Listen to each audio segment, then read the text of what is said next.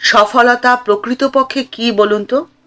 আয়নার সামনে দাঁড়িয়ে নিজেকে নিজে সম্মান করা, নিজের পিঠ চাপড়ানো, নিজেকে বলা যে হ্যাঁ আমি পেরেছি।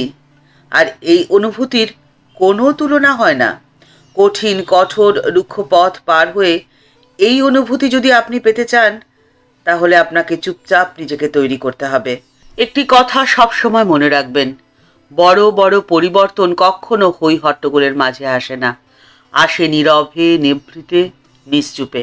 আপনার অসময় যখন আপনি একদম একা হয়ে পড়বেন, আপনার ক্ষমতা, আপনার পরিশ্রম, আপনার স্বপ্ন যখন প্রশ্নের মুখে এসে দাঁড়াবে, যখন সকলে বলবে আপনার দ্বারা কিচ্ছু হবে না, আপনি কিচ্ছু পারবেন না, তখন আপনি জানবেন যে সেটাই আপনার কাছে সুবর্ণ সুযোগ। কারণ আপনার থেকে কারোর কোনো প্রত্যাশা নেই। আপনি কেমন আছেন, কি করছেন, সেই নিয়ে কারোর কোনো মাথা ব্যথাই নেই।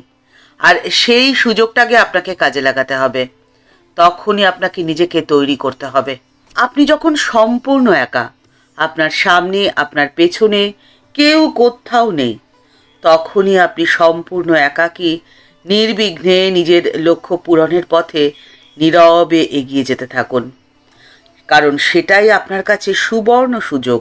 আর এই সুযোগ আসবে ছোট্ট ছোট্ট পদক্ষেপের মধ্যে দিয়ে, ছোট ছোট সিদ্ধান্তের মধ্যে দিয়ে, যে সিদ্ধান্ত আপনাকে ধীরে ধীরে কর্মী বানাবে, আপনাকে নির্ভীক করে তুলবে। আপনার সামনে যতই প্রতিবন্ধকতা আসুক না কেন, সেই প্রতিবন্ধকতাকে জয় করার সাহস এবং শক্তি দেবে।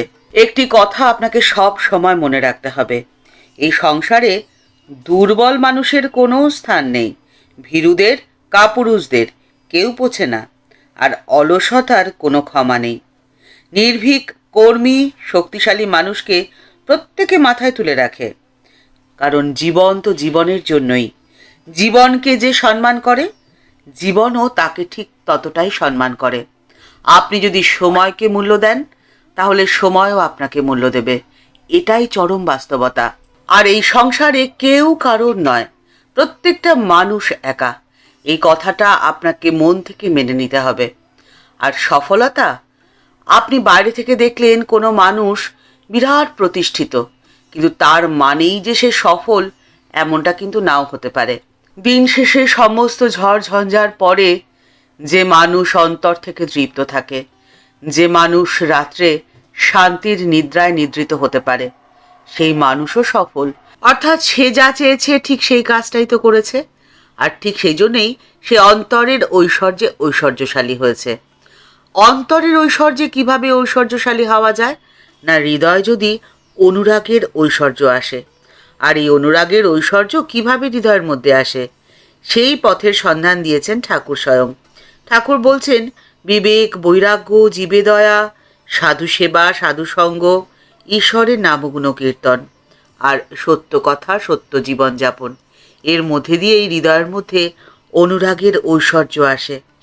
ঠাকুর বলছেন যে এই সমস্ত অনুরাগের লক্ষণ দেখলে ঠিক বলতে পারা যায় ঈশ্বর দর্শনের আর বেশি দেরি নেই।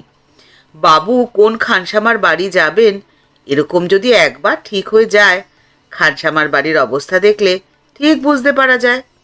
প্রথমে বন জঙ্গল কাটা হয়, ঝুল ঝাড়া হয়, ঝাড়পাট দেওয়া হয়।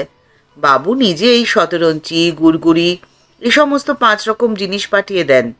আর এসব আসতে দেখলেই লোকের বুঝতে তো আর বাকি থাকে না, বাবু এসে পড়লেন বলে।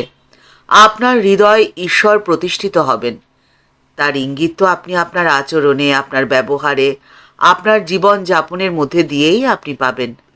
জীবনের সফলতা অর্জন করা এতটাই সহজ এবং সুন্দর, যে পথের সন্ধান রয়েছে ঠাকুরের অমৃতবাণীতে। শুধু প্রয়োজন সেই পথে চলা আর জীবনকে সুন্দর করে তোলা। ঠাকুরমা ও স্বামীজির চরণে প্রণাম জানিয়ে আজকের পর্ব এখানেই শেষ হলো। দেখা হচ্ছে পরের পর্বে।